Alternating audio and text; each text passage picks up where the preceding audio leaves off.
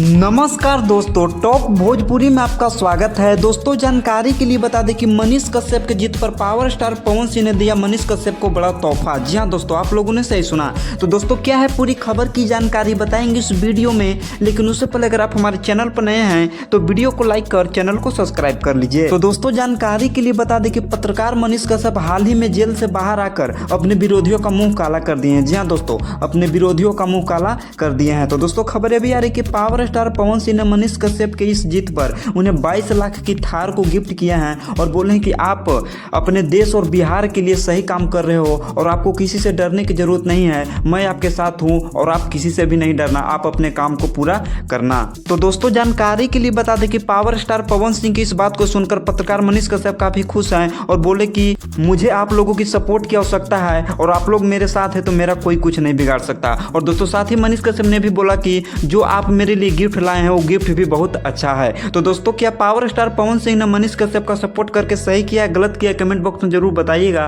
और इसी तरीके के भोजपुरी की हर खबर को पहले पाने के लिए आप हमारे चैनल को जरूर सब्सक्राइब कर लीजिएगा। और दोस्तों आप पावर स्टार पवन सिंह को कितना सपोर्ट करते हैं एक कमेंट बॉक्स में जरूर बताइएगा। दोस्तों तब तक के लिए इतना ही, अब मिलते हैं अगली वीडियो में।